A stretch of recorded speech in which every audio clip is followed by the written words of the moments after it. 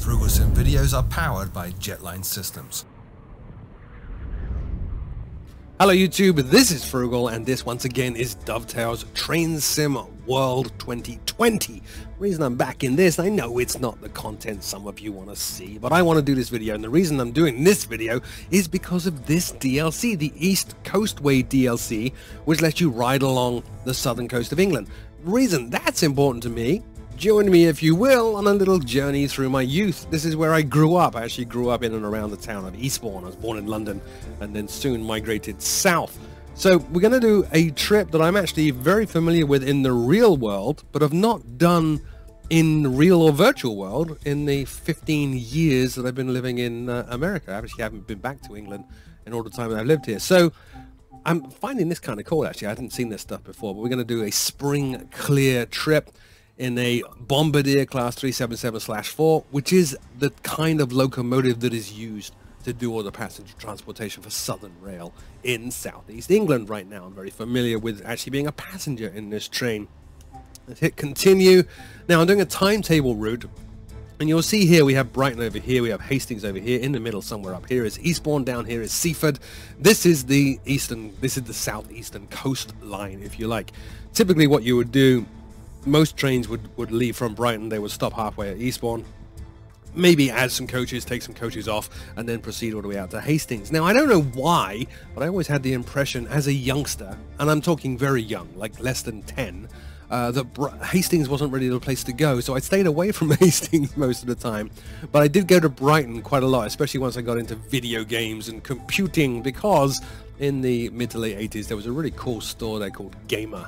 And I used to jump on the train as often as I could and go out to Gamer in Brighton and buy toys, and I have very, very fond memories of that. Let me find, there should be a trip here which is just Eastbourne, Brighton, and that's what we're going to do. There it is, Eastbourne, Brighton, 6:36 in the morning on a relatively clear spring day. I haven't done this trip in Train Sim. I did fire it up and make sure that I still know somewhat how to drive a train. I don't, but I'll muddle through, bear with me. And I did take a look at some of the scenery. It's interesting because, as I said, I've not been there for 15 years. And the scenery is actually bang up to date. So certain towns that I started to see is like, oh, that wasn't there before. And quite modern new buildings have sprung up where there didn't used to be anything, which is kind of interesting. But as I said, you're going to join me on a bit of a journey through my childhood here. And I'll talk you through what's along the route as we go. It's hopefully interesting. Hopefully it is Train Sim. It's not really my main bag, but I did get the sim because of this very DLC. Well, let's put you in neutral. Great, so the keys are on. Wants me to load the passengers. So door release and all doors on the left-hand side. We're in Eastbourne right now. This is Eastbourne. Now, Eastbourne, if you're not familiar, I know a lot of my viewers are not familiar with England at all. It's nestled in the heart of the South Downs, rolling green hillside and the southern coast of England. It's actually a Victorian seaside village. A lot of people used to come here for vacationing in the Victorian era. Today, it's got a bit of an unwarranted reputation as being God's waiting room. People tend to go here and retire here. So the common phrase is you go here and wait to die. I liked living here. I really did. But that's the reputation it has. Let's close these doors and we'll wait until 6:37 when we'll proceed on our way. You pop out here, that multi-story parking lot off in front there is the Arndale Shopping Centre. Right next to it is a pub, and it's actually the place where I first ever got legally drunk. That's its claim to fame. There we go, switch forward. We're going to go power brake off. P1. Now we're going to go to Hampden Park. Hampden Park is very near and dear to my heart because although I was born in London, my parents moved out of London when I was about 1 year old and moved down to Hampden Park, just outside Eastbourne, literally 5 minutes away. And those were different times. I'm old. I'm very, very old. I was born in the year 1970.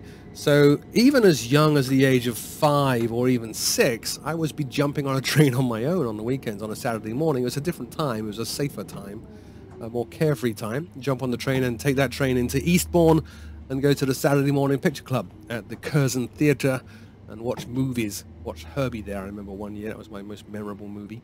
But yeah, so I'm quite familiar with this train trip going backwards and forwards between Hampden Park and Eastbourne. Later in life, I ended up moving back to Hampden Park and went to college in Eastbourne. So was doing this trip for college as well. There's actually lots of good memories there, lots of very close friends in Hamden Park, still to this day actually in Hamden Park. My first ever true love was also in Hamden Park. Lots of very, very fond memories. Let's jump outside. Oh, speed's increased, so... Nope, not brake. We want to go power, don't we? Nope. Oh, God, I still don't know how to drive this darn thing. Right, let's increase the speed there. We'll drop out to the external view. So lots of, not industrial, but it's kind of industrial estates on the right-hand side there as you leave Eastbourne. My father and mother both worked at a construction company called Llewellyn's, and that would be kind of what we're coming up on over on the right-hand side here. Their construction yards where they stored all their equipment and stuff was all over there. Family-run company. On the left, starting to get now into some of those downs. They're called downs, the rolling hills of southern England. England's green and pleasant land over there. The scenery, as I said, is actually very realistic. They give it a bit more detail on these houses here. And the reason I say that is a lot of the properties around Eastbourne are actually Elizabethan and Victorian in age. They're very old. They have impressive dates on when they were constructed. Eastbourne, also famous if you're into classical music, is where Debussy wrote La Mer. It's also, if you're into literature, where Lewis Carroll used to vacation in the summer. And Lewis Carroll, of course, of Alice in Wonderland fame. Spent a lot of time there. A lot of very famous things there. Eastbourne College, incidentally, was home for a long time to George Orwell, who wrote 1984. And bringing us a little bit more modern, Eddie Izzard, the famous comedian, went to school at Eastbourne College as well. And it's said that George Orwell wrote Animal Farm there as well, inspired by the local wildlife and scenery around Eastbourne and Eastbourne College. Right, approaching Hamden Park now. There's actually a shopping centre here on the left. Yep, there it is. That's the shopping centre. I think that's Sainsbury's, I think. Sainsbury's or Tesco's, one of the two. I really don't remember too well. I have been to this station in the sim. And the interesting thing for me is as we approach the station, you'll see a parking lot on the left-hand side and some houses here. These are new. They weren't there before. So they've sprung up in the last 15 or so years since I've been away. Kind of interesting to see that in a video game, isn't it? To fire up a video game and actually look at somewhere you're intimately familiar with and go, oh, wow, thanks for bringing me bang up to date. All this stuff there. They actually look quite modern, don't they? All right, we're slowing down. I'm going to try to do this right. I'm going to probably break the schedule. I don't really care. But yeah, this is Hamden Park. You can see there's a bridge there over the railway line. The traffic, the railway crossing here, always used to stay down and block cars for way longer than anyone ever thought it should. So they did have a problem at one point with people jumping through that crossing on their cars. Back here there's a bridge as well, which I have fond memories of hurtling over, because you can only buy tickets if you're going from Hamden Park here to Eastbourne. You can only buy tickets from that building on the right-hand side. So you would turn up there invariably late, grab your tickets, and then have to run across that bridge and try to jump on the train as quick as you can. Lots of memories of doing that as well. But living in Hamden Park for a while, this was also the train station you would go to get the train to London, if you wanted to go up to what we call the Smoke for the day. All right, we've got to wait now until 6:42, so I'm actually a little bit ahead of schedule, which is very cool. We've got 30 seconds to wait. What else can we see around here? That's Hamden Park High Street, and you go up there, and then you turn right, and that's a road that takes you up to where I lived for a while as an adult. I actually lived here beyond college as well. My first wife and I had our home here in Hamden Park. All right. We'll start accelerating now. We're going to go to the next stop is Polegate. Polegate, although my parents moved to Hamden Park when I was 1 year old, when I was 7 years old, we moved to Polegate. Polegate was a village. It is a village, a very rural village. I went to junior school and then senior school there, so I have a lot of friends around Polegate as well. Very quiet place. Oh, look at the graffiti. That is pretty typical. Hamden Park now is quite run down. There's a doctor's surgery there. Graffiti all over the place. That's actually pretty realistic. But Polegate is a very rural, quiet little village.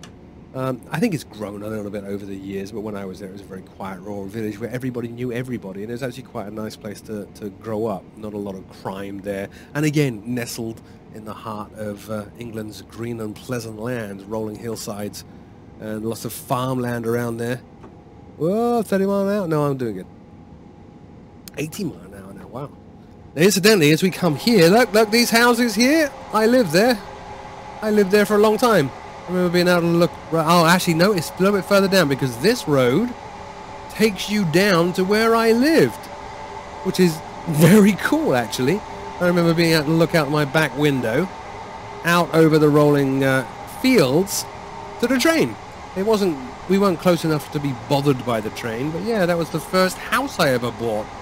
Was just down here. So you see the road's curving now? It's curving and it goes off up there into the distance, and then all these houses here, kind of one of the last ones, sort of off in the distance a little bit, looking out. There we go. No, not those tower blocks, but yeah, those little houses back there. I actually lived there. Amazing scenery. From here to Polegate, it is all rural. There's not a lot of stuff out here, but a great place to grow up, really. For those of you not familiar with England, in particular southern England, we didn't have the things that I have here in Florida, so we didn't have a whole lot of venomous creatures, none in fact. So no wildlife trying to kill you all the time, although I did have a run-in with some cows once. Took a shortcut walking from my home in Polegate to my secondary school in a town called Wilmington, and took a shortcut across a farmer's field that was infested with cows who did not enjoy me being there very much. So yeah. But that's about the only threat. 35 mile an hour? Oh god, no, I'm massively now. God, don't know how to slow down. The slowing down button is not freaking working. So I'm actually crazily speeding now. Oh, I'm actually going to overshoot. I'm too busy chatting to you people. Brake level 3, see if we can get it. This is Polegate. That's not a relatively new parking lot, but it was new for me when I lived there. Oh my god, I really messed up that whole speeding bit, didn't I? So this is Polegate. As you can see, very small little village. Very rural. Not a lot goes on here. And the residents like it just like that. Okay, unload the passengers. So we'll release the doors and open the doors. Check that they're all working. So yeah, that's the, used to be here. Maybe here. The scenery's a bit broken here, actually. That large building on the end there used to be the co-op. Kind of a grocery store. Then you have a section of shops there, and it's actually a bit of a plaza now. It's kind of opened up a little bit. You don't really see that in this scenery. Railway crossing. My first job was just over there where that car just turned left. And news agents, confectioners. I used to do a paper round there. Actually, when I was 14 years old. 14 years old. Very much into video games at that point, and the cool thing with working at a paper shop is I used to be able to get the magazines as soon as they came out. So I had the very first issue of Computer and Video Games, among other things, and just used to grab the magazines as often as I could. I'm backing up, which is not ideal. So yeah, easy access to cheap magazines. Wonderful time. Oh, we got actually, I'm a little bit ahead of schedule because I massively sped. So while we're here then, you've got the main high street here at Polegate. The junior school I went to is way over there in the distance. You can't see it. My senior school, Wilmington Comprehensive, is back over there. And again, it's too far away to be able to see. But I actually, when we lived in Polegate, lived over there and used to kind of cross the train tracks, across the farmer field, try to avoid the cows, and walk to school. The weather here actually looks pretty good today, doesn't it? It's a typical English place. It does get a lot of rain. It can be quite dreary and dreadful. Maybe I should open these doors while we're spending a little extended stay here. There we go. Get on if they want to. Oh, police cars. Notice the crossing gates there. Yeah, the newer style, not the swing gates. We did have swing gates for quite a while in Hampden Park, until too many people crashed into trains trying to dodge through them when trains were coming. But now it's the traditional vertical and then drop down. So what comes after Polegate? If I'm not mistaken, it's been some years, it would be Glynde, which would be home to Glyndebourne Manor. Opera lovers might be familiar with Glyndebourne Manor. It's a very famous place in the world of opera. I never went there, but that's what that is. And then just beyond Glynde, we have Lewes. Lewes is home to the largest national jail in southern England, which housed numerous criminals, including one of the Cray twins for quite a while. It's basically an old castle on a hill. We might even be able to see that as we pull into Lewes, which would be cool. Oh, listen to that. As we go up here, the railroad will curve to the left, and if the scenery is good, looking out the left, we should be able to see something called the Long Man of Wilmington, which is Europe's oldest Bronze Age carving.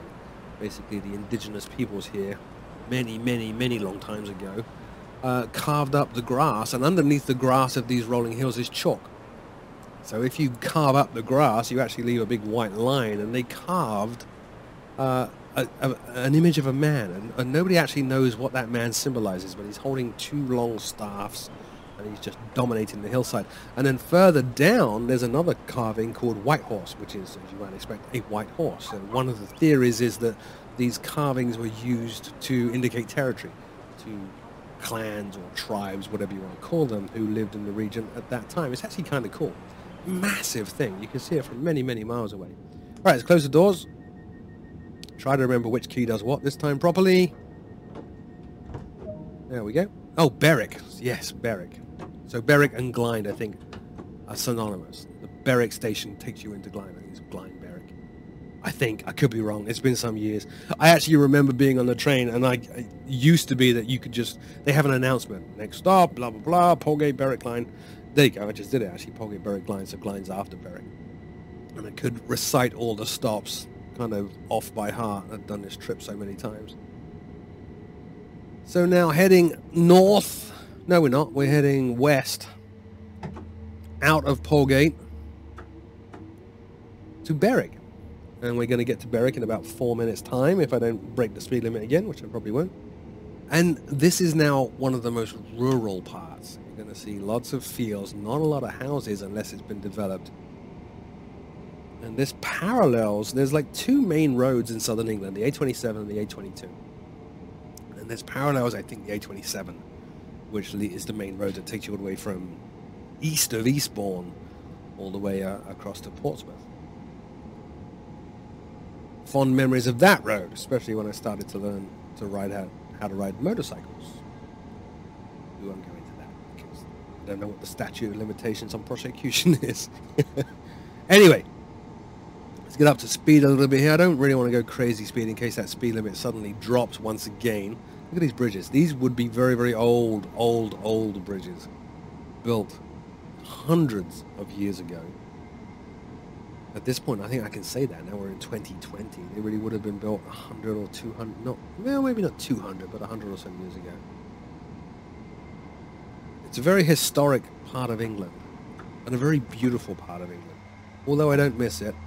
And I have no intention of ever moving back there. Right, let's look over here.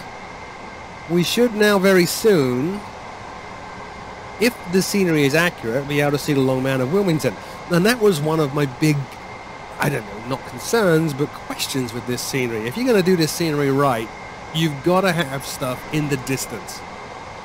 A key part of this trip is going around this hill here and being able to see the Long Man. I'm not entirely sure the scenery is going to have that, which would be a very big letdown, actually, because it's such an iconic thing to see if you're on this particular train route in this particular part of the country, is the Long Man. But I don't think we're going to see it. It would be right about where I'm pointing the camera in the middle of the screen right now, and I'm not seeing it. But we'll keep an eye out. Who knows? Who knows? Given it's so iconic, you know, I would have thought some attention would have been paid to make sure it's built in. But I'm not seeing it right now. So where's the road? I mentioned the A27, which should actually be over there. Can't see that either. That's a little bit disappointing. Didn't want this video to be a review of the scenery, but I think it is going to be a little bit review-like. We're lacking in some areas. It is as rural as it should be at this point, but we are lacking in some areas in the key scenery points. Yeah, you should absolutely be able to see the Long Man right now. Where the camera's pointing center of the screen is where he is. Can't see it. That's the sadness. Oh well. But yeah, the scenery is a little bit lacking. It's accurate in terms of, okay, this is the right stuff that you would see, and as you get closer to some of these buildings, and the train stations in particular, obviously it's very, very accurate there. You know, these are accurate train buildings, these are accurate buildings surrounding the train station, and so on and so on. But it's disappointing that you don't have... Yeah, it is actually where I'm pointing the camera. That recessed hillside is where the Long Man is. That's a shame. Oh well. Can't have it all. Or can you? I mean, we paid for this, right? Should be a little bit more accurate.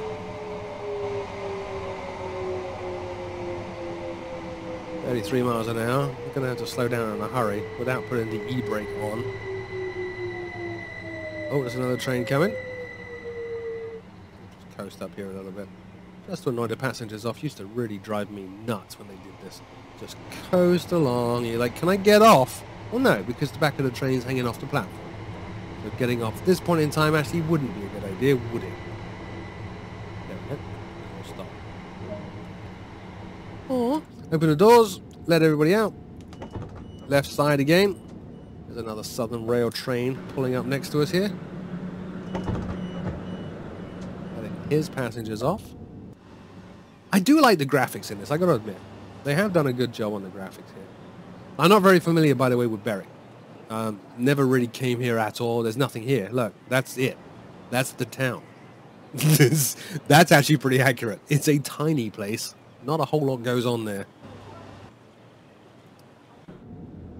Alright, so now you want me to lock the doors. Door closed. But then you're going to make me sit here and wait again, aren't you? Let's see. So maybe we're going to Glynde next. Yes, Glynde at 6:59. Okay. Which, as I said earlier, is the opera place. Glynde Opera House. At the Glyndebourne Manor. Very famous for classical music lovers. Let's pick up the speed here. We do have a speed limit of about whatever that is, 75-ish. Oh, we have a speed sign coming up here. Let's pay attention. 90. Oh my god. I really don't remember the trains going that fast when I lived here. I mean, that would have made commuting to London be a dream. A speed limit 90 miles an hour? Yeah, let's go. You'd be there in less than an hour, which was never the case. The train trip from Eastbourne to London Victoria was an hour and a half. Of course, you have stops along the way, but I can't imagine the speed limit anywhere ever was 90 miles an hour. So you've got, that's a national speed limit sign if I was on the road. I don't know what that means here on a train. I'm guessing 90-ish again. And away we go. Fields on the left. There's a farmer's tractor right there. Rolling hills of the South Downs. And 3.8 miles to go until we arrive in Glynde. Until we get past Glynde, there's actually not a lot to see. It's just a lot of hills, a lot of countryside, a lot of farms, wheat farms, and things like that going on. Not a whole lot of scenery, as you can clearly see here. Not sure why there's a small castle in that farmer's field, but okay. Some form of crossing here, farmer's crossing.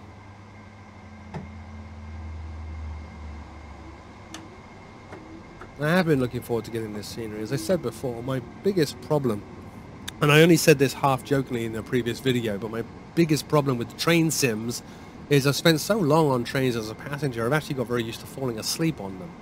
And that happens in the Sims as well.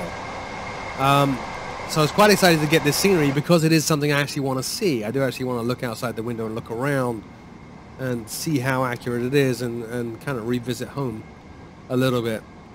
So far so good. I'm not falling asleep. I'm sure if I try to record the return trip I will. How are we doing? See how rural this is? Isn't this amazing? You can imagine 1920s and 30s steam trains chuffing their way through the countryside here, and how very scenic it would be.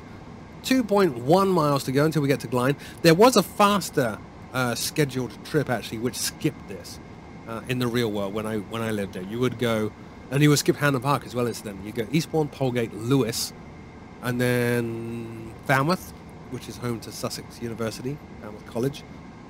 You go Falmouth and then Brighton. That was kind of the express version of this trip. I didn't see that in the schedule. I only saw this one, which is all the stops. So Eastbourne, Hampden Park, Polegate, Berwick, Glynde, Lewis, Falmouth, and so on. Molescombe, I seem to remember, is in there somewhere. Never understood what Molescombe was about.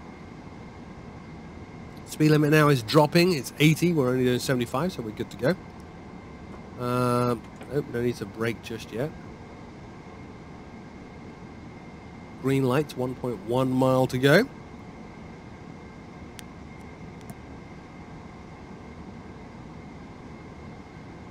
Alright, let's see if we can get this right this time. As we approach half a mile now, speed limit does seem to be coming down.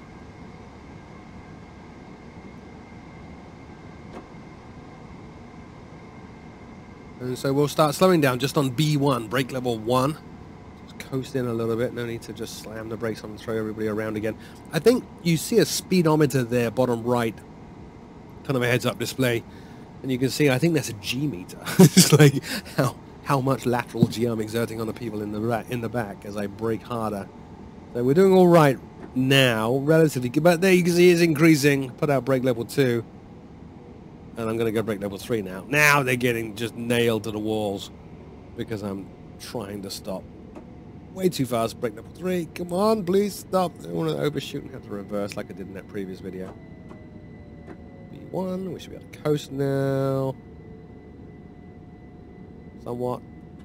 Maybe go P1 because we did ease off just a little bit too much there. It's good to shake them up in the back. It's good to, you know, you got to wake them up. They've been snoozing now since Eastbourne. It's time to get off. You just brake and accelerate, jostle them about a bit. Make sure that they miss their stop. Power brake 1. Look at that. Beautiful. Almost like a professional. Jump outside. I don't know what there is to see here. Again, Glynde is a very small village as well, and incredibly old. You can imagine these houses here are turn of the century, like 1910 houses, not for wealthy people. And Glyndebourne Manor is going to be over there somewhere, home of the opera. Might be able to see opera signs on the station, but I guess not. Maybe if I change this view a little bit. Nope, nope, nope, nope, nothing. Oh well. Not to worry. I'm going to close these doors. And we will proceed to Lewes. Now, Lewes, I am quite familiar with. Lewes has a, the 5th of November, Guy Fawkes, Bonfire Day in England, Bonfire Night in England, where they celebrate the discovery and foiling of a plot to basically do a terrorist bombing on the government and wipe out the government of England by a chap called Guy Fawkes. And so on the 5th of November, the poem goes, remember, the 5th of November, gunfire, gunpowder, treason, and plot. Well, traditionally, people would build an effigy of Guy Fawkes himself and then set fire to it on a bonfire. Not the most warm and loving way to celebrate somebody's life, but anyway. And Lewes has a huge bonfire night celebration. It's actually, over the years, we've got quite a reputation for being pretty dangerous to go to. Because of drunkenness and explosives in the streets. So, been to one or two of those, which is always fun. And it's a nice little town as well. It's built into the hill over here on the right-hand side. So there is Lewes Jail, as I said, an iconic castle almost that is now a jail and holds some pretty notorious prisoners. And then the town itself kind of winds around that hill, and it's nice. It's just a nice place to be. It's quite quiet, and I remember there was a nice camera shop there. My first Mac that I ever bought, I bought from that camera shop. For some reason, the camera shop was selling Macintosh computers as well. I went all the way up there and bought my first ever Mac. My first ever really nice camera there as well, isn't it? Oh, looks like they're doing construction here alongside the graffiti. That is the road that leads into Lewes, and you can see that white etching on the hill. That's the chalk underneath the grass.